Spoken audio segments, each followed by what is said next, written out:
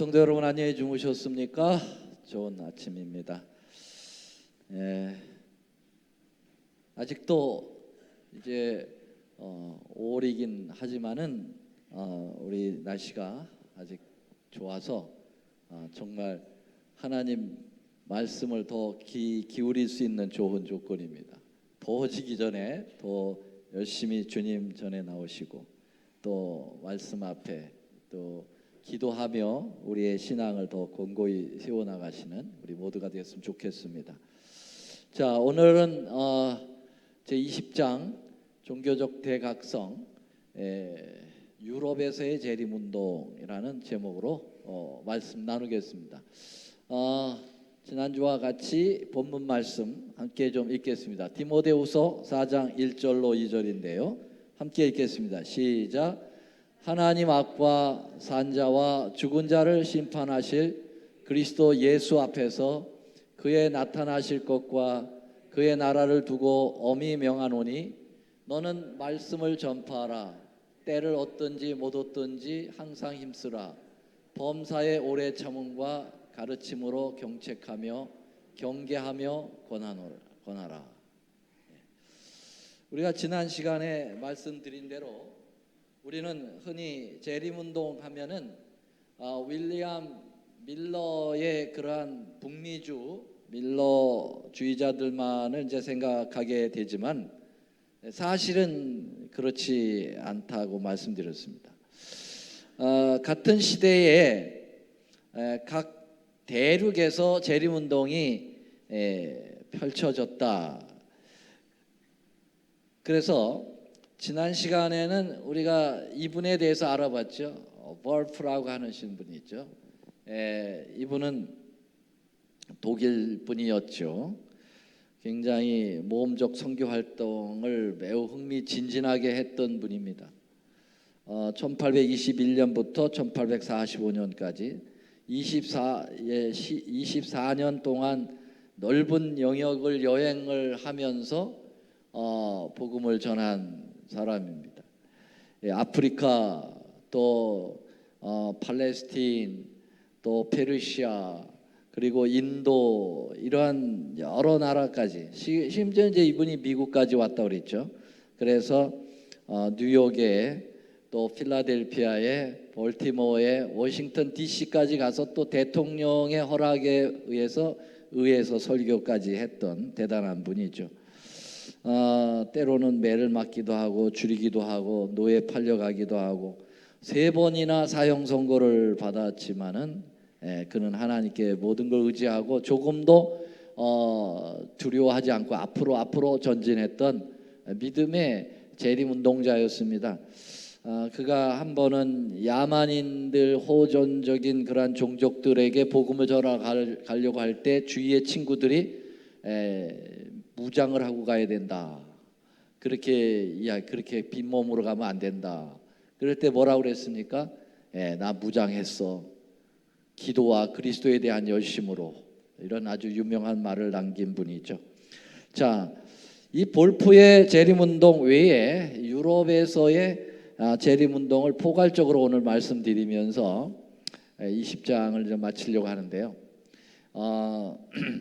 이분이 이제 있기 전에 영국의 1826년에 재림운동의 기별이 전파되기 시작했습니다.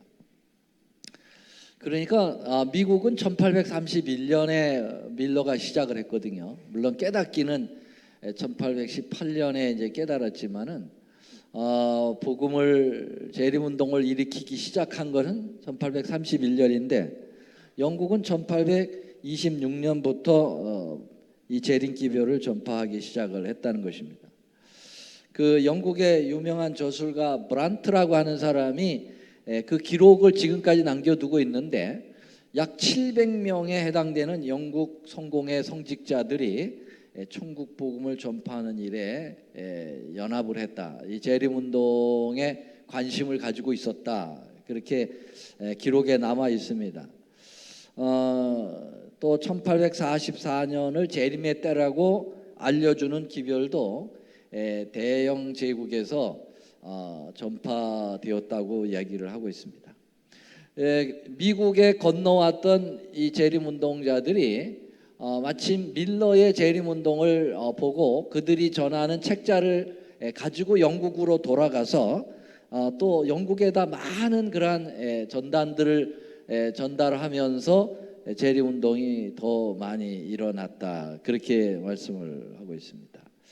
특별히 로버트 윈터라고 하는 분이 있었는데, 이분이 미국의 재림신앙을 받아들였고 그리고 영국에 가서 복음을 전한 분이었습니다. 뭐 미국만큼 폭발적이진 않았지만 그래도 꽤 많은 그러한 재림운동을 일으켰던 모습이 영국에 있었다라는 것이고요. 그 다음에 이제 이번에 유럽은 아니지만 남미로 가보겠습니다. 이 남미에는 이 라쿤자라고 하는 분인데요. 이 라쿤자라고 하는 이분은 그 캐토릭의 사제였습니다. 신부였어요. 그리고 우리가 잘 아는 제수이트, 예수회, 제수이트가 어떤 단체인지 알죠? 캐토릭의 행동 비밀 결사 단체입니다. 아주 무서운 사람들이죠. 근데 이 제수이트 회원이었습니다. 지금 교황 로마가 그 프란치스코라고 하는 이 지금 교황이 이 제수이트 출신입니다. 아주 열성당원이 아니면은 제수이트가 될 수 없어요. 그만큼 대단한 분인데 이 사람이 이제 제수이트였어요. 그런데 이분이 이 재림에 대한 관심을 갖게 되고 예수님의 재림이 틀림없다라고 하는 확신을 갖게 되었습니다. 그래서 이제 재림에 대한 기별을 증거하려고 그러니까 이 캐토릭의 사상하고 맞질 않거든요. 그 캐토릭은 재림에 대하여 거의 관심도 없고 이제 우리는 예수님의 재림을 기다리지 않는다라고까지 얘기를 합니다. 그만큼 이제 재림하고는 전혀 관계가 없는 그런 적인데, 그런 성향을 가진 제수이트 회원이 재림 기별을 전한다. 이거는 뭐 틀림없이 이제 압박을 받고 핍박을 받게 될 수밖에 없지요. 그래서 이 사람이 자기 이름을 라비벤 에스라라고 하는 이름으로, 유대인 이름으로 고쳤다. 그래서 유대인인 것처럼 꾸며서 결국은 여러 가지 자기의 책자를 내놓고 재림운동을 일으켰습니다. 라쿤자가 18세기 사람이었죠. 18세기라면 1700년도를 얘기합니다. 1700년대의 사람이었습니다만은 그가 저술을 했던 책이 18세기에 이제 19세기인 1825년경에 영국으로 이 책이 건너갔어요. 그래서 그 책이 많이 이게 번져서 재림운동을 일으키는데 큰 역할을 한 것이 이제 이 라쿤자의 역할이었다. 그래서 남미에서도 재림운동이 일어났음을 이제 알게 되죠. 이번에 다시 독일로 돌아가겠습니다. 이 사람은 존 알버트 벤겔이라고 하는 사람인데요. 이 벤겔이라고 하는 이 사람은 루터교 그 목사였습니다. 이 루터리안 처치 목사였는데 아주 깊은 성경학자였어요. 또 평론가로 아주 유명했습니다. 그래서 이분이 재림운동에 대한 관심을 가지게 되었는데, 사실은 제가 나름대로 살펴보니까 독일에서 그 당시 굉장히 유명한 학자였습니다. 이 벤겔이. 그런데 이분이 재림에 대한 관심을 갖게 된 것은 강림절이라고 하는 그 루터교의 절기가 있는데, 그 강림절의 일요일에 사용할 설교를 준비하다가 요한계시록 21장을 연구하게 되었다는 것입니다. 그래서 요한계시록 그 예언을 연구를 하면서 재림이라고 하는 그 부분에 필히 꽂혔어요. 그래서 학자니까 더 깊이 연구를 하게 되는 동기가 되었고, 이 재림은 틀림없다라고 하는 확신을 갖게 됐다는 것입니다. 그래서 그가 강단에서 이 재림을 설교하게 되었고, 한 번에 끝마친 것이 아니라 끝나고 나서 계속 이제 예언서인 요한계시록에 열두 이제 몰두를 하면서 더욱더 재림 운동을 확신시켜 나가는 그러한 상황에 있었습니다. 이 벵겔에 대하여 제가 일반적인 각시대 대쟁투 기사가 아닌 일반적인 그러한 좀 찾아봤어요. 벵겔이라는 사람이 어떤 인물인가. 근데 위키피디아라고 하는 그 위키피디아라고 하는 그 인터넷 백화점 뭘까요? 인터넷 백과사전이 있는데 거기에 벵겔에 대해서 언급이 나와 있습니다. 그래서 여기 좀 소개를 드리려고 하는데요. 벵겔은 성경에 대한 세심한 연구를 통해 창세기부터 요한계시록까지 날짜와 기관이 관련이 있다고 믿게 되었고 1836년 6월 18일에 천년기의 시작을 목격할 것이라는 결론에 도달했다. 다시 말하면 이제 종말론에 관심을 가지고 있었다는 것입니다. 그는 로마 가톨릭 교회라고 믿었던 적그리스도, 유대인의 개종, 계시록 20장에 약속된 천년 동안의 그리스도의 통치, 그리고 최종 심판에 대하여 이제 관심을 가지고 있었고요. 또 그리스도의 재림 날짜와 종말에 관한 벵겔의 계산은 그 동시대인 존 웨슬리는 감리교회 창시자죠. 찰스 웨슬리와 형제이면서 아주 유명한 기독교의 인물이죠. 이 메소디스트 운동을 벌였던 이 감리교회 창시자인 웨슬리의 그 상당히 영향을 받았고요. 그의 유명한 소설, 그때 당시에 유명한 소설가인 존 헤리크 정 스틸링이라고 하는 것에도 영향을 미쳤습니다. 이 영향으로 당시 독일의 많은 경건주의자들은 동쪽으로 이주하여 그리스도의 재림을 소망으로 삼고 살았습니다. 그래서 이 벵겔의 영향으로 인해서 이제 재림 운동자들이 무리가 발생했고, 이분들이 독일의 동쪽 어딘지는 여기 언급이 없습니다만은 나름대로 공동체 생활을 했던 것 같아요. 독일의 위대한 신학자이자 발명가이자 천문학자인 필립 매튜스 한이라고 하는 분은 벵겔의 종말론적 계산에서 영감을 받아가지고 천문시계를 만들었다. 천문시계가 뭔지 모르지만은 아마 종말 하나의 도표를 만들지 않았나 이렇게 여겨집니다. 후에 벵겔은 애드벤티스트 우리 재림교회 그룹의 창립자인 그러니까는 그 파운데이션이라고 하면은 다시 말하면은 그 설립했던 그러니까 윌리엄 밀러의 대실망이 있고 난 다음에 그들이 남은 무리로 모여가지고 기도하던 그러한 초창기의 재림교회 지도자 중에 한 분이라고 볼 수가 있겠는데요.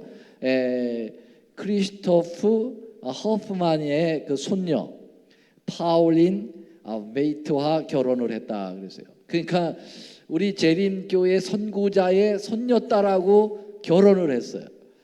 그러니까 얼마나 많은 재림에 대한 영향을 이 벵겔이 서로 끼치고 받았지 않았겠나. 그래서 부분적으로는 그가 라틴어를 썼지만은 이는 독일어로 번역되었고 윌리엄 밀러의 대중적인 저술에 의해 부분적으로 가려졌다. 밀러의 1844년의 재림 예상일과 그의 연구 예상 날짜가 거의 비슷했다. 그렇게 나와 있습니다. 하도 밀러 운동이 이제 폭발적으로 일어났기 때문에 이 벵겔의 역할도 굉장히 혁혁했지만 그 밀러의 그림자에 좀 가려져 있었다. 이제 이런 표현이죠. 그러고 보면은 이 벵겔이 상당한 저명 인사였고 그 당시에 영향력 있는 인물이었는데 재림운동을 일으켰던 독일에서의 유수한 인물이었다. 이렇게 평가할 수가 있겠습니다. 자, 다음은 프랑스와 스위스의 재림운동을 좀 보기 전에 좀 보겠습니다. 이 프랑스와 스위스의 재림운동은 특별히 어디서 일어나냐면은 제네바에서 일어났습니다. 제네바는 그 과거 칼뱅 칼뱅은 장로교의 창시자죠. 칼빈이라고 우리는 음역을 하는데 원래 이제 프랑스 원어로는 이제 칼뱅이라고 얘기합니다. 이 칼뱅이 제네바에서 아주 역할을 많이 했죠. 예, 거기서 신학 강요도 쓰고 대단한 신학자로서 맹위를 떨쳤던 것이 이제 제네바인데, 그래서 제네바를 종교 개혁의 그 도시라고 얘기를 하고, 제네바에 가면은 종교 개혁자들의 그 동상들이 쫙 서 있는 공원도 있습니다.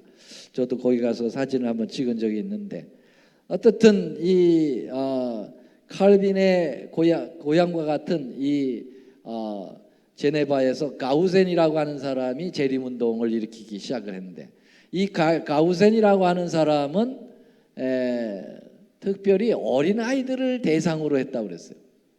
이게 애들에게 이렇게 재림을 가리켰는데 얼마나 재밌게 가리켰든지 애들이 구름대처럼 몰려오는데, 애들이 오면 항상 그 뒤에 따라오는 사람들이 있습니다. 누굽니까?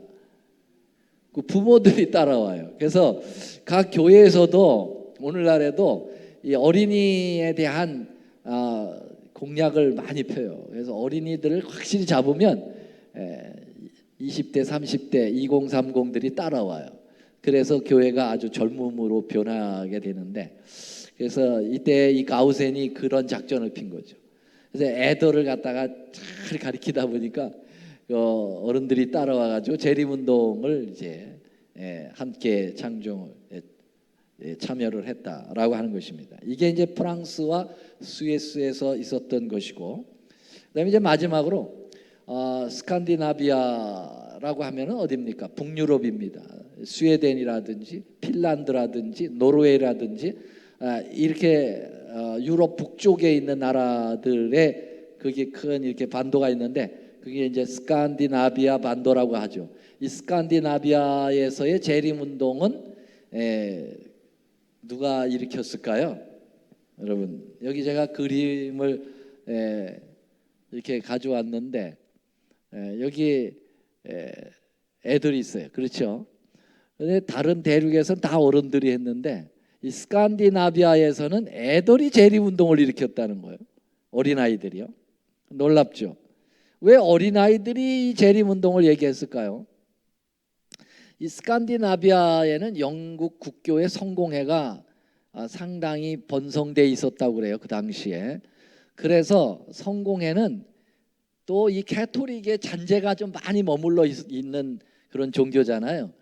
그래서 기독교도 아니고 캐토릭도 아니고 그 중간 정도가 이제 영국 성공회입니다.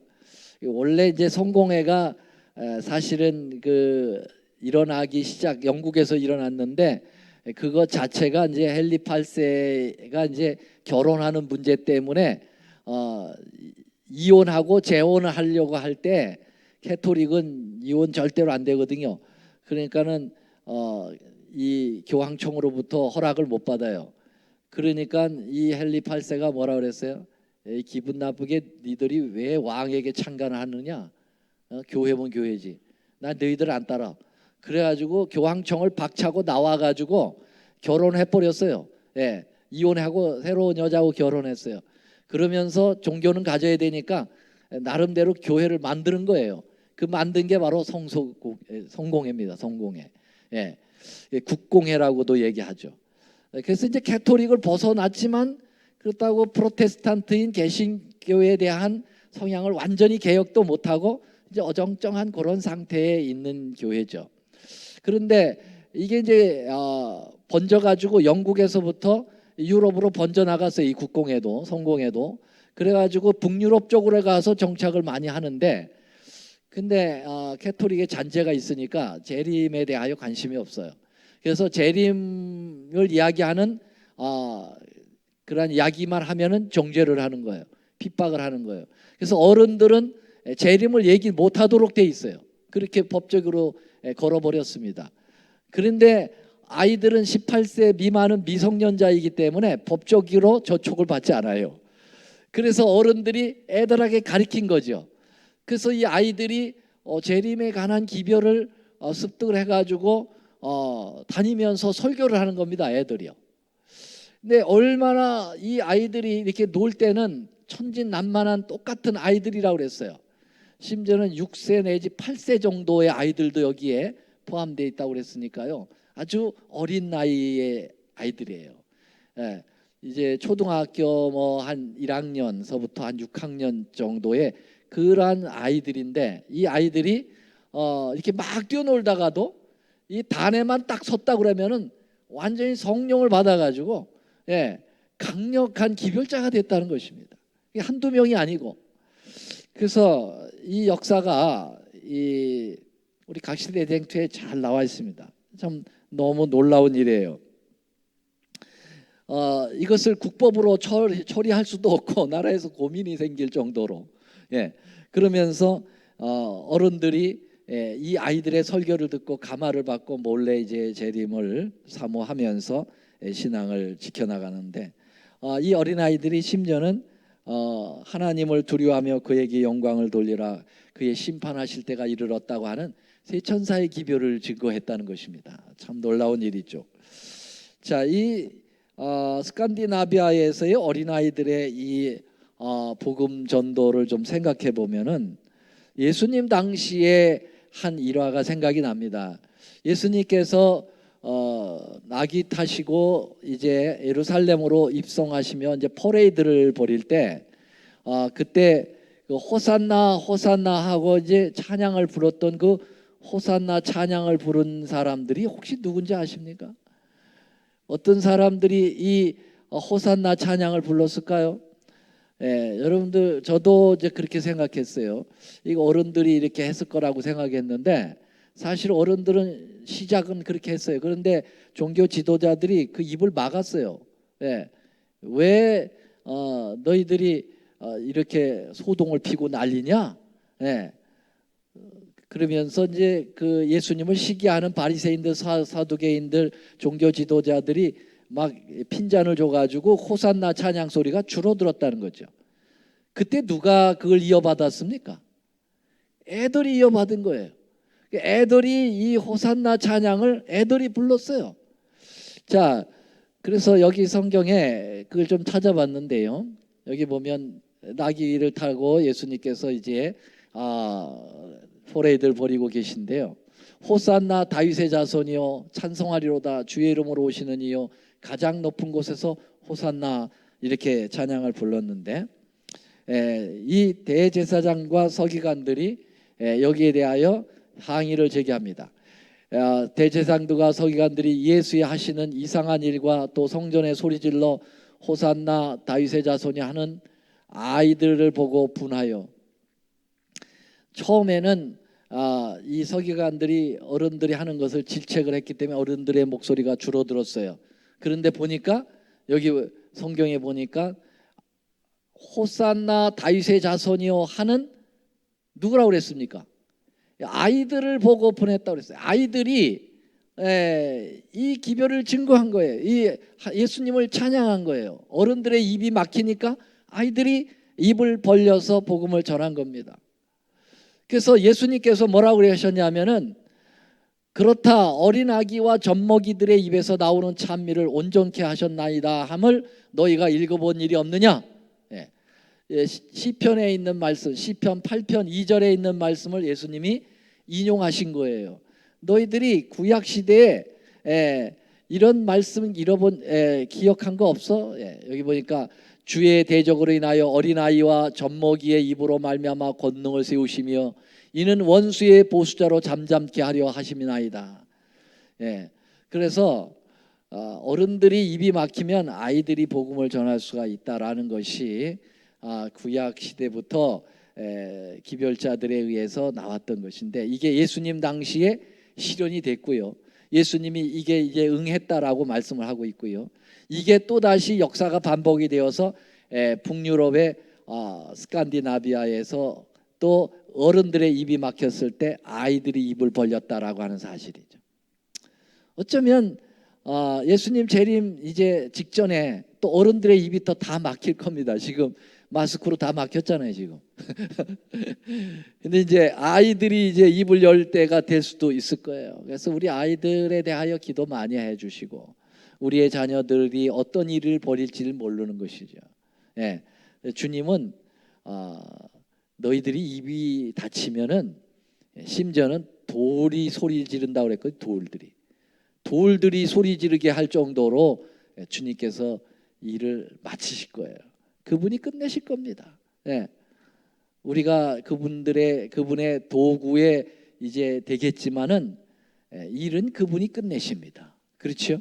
예. 그러니까 우리가 열심히 기도하고 이 재림운동이 이렇게 전 세계적으로 유럽에서, 북유럽에서, 남미에서, 북아프리카에서 이렇게 동시다발적으로 일어난 거대한 물결이었다. 어느 누구는 이 재림운동이 실패한 운동이다. 그렇게 종교를 짓고 있는데요. 우스운 소리예요. 재림운동의 실패로 인해서 변명하고 일어난 무리가 남은 무리다. 아닙니다. 그거는 역사에 대한 식견이 없고 성경에 대한 예언적 안목이 없는 부족한 견해입니다. 여러분, 재림운동은 하나님께서 예비하신 운명적 운동이에요. 이것은 데스티니 무브먼트입니다. 하나님께서 이 재림 직전에 있을 거대한 필연적인 운동이었고 그 운동에 의해서 일어난 교회가 제7안식 예수 재림교회며 남은 교회고 재림을 맞이할 위대한 하나님의 종들의 교회다라고 저는 확신합니다. 하나님의 귀한 은혜와 축복이 여러분과 함께 하시기를 간절히 바랍니다. 고맙습니다. 사랑의 아버지, 주의 오시는 이 재림의 기별은 예수님께서 신약 성경에만 300번을 말씀하신 기정사실이고 정말 이 날은 우리의 최고의 소망이요 우리 지구 역사의 최고의 절정인 날입니다. 이 기별이 얼마나 위대했으면 18세기, 19세기에 온 미국을, 유럽을, 또 남미를, 아프리카를 뒤흔들었던 아름다운 운동이었습니다. 그 결과로 우리가 태어났고 우리 이 마지막 정말 재림이 임박한 이 순간에는 아이러니하게도 재림의 기별이 이제 사라져버리는 아쉬움 속에 있습니다. 아버지요, 우리가 다시 불을 지필 수 있는 재림 성도들이 되도록 도와주시옵소서. 그래서 주의 오심을 예비하여 그 위대한 날을 맞이하게 하여 주시옵소서. 예수님의 이름으로 간절히 기도드립니다. 아멘.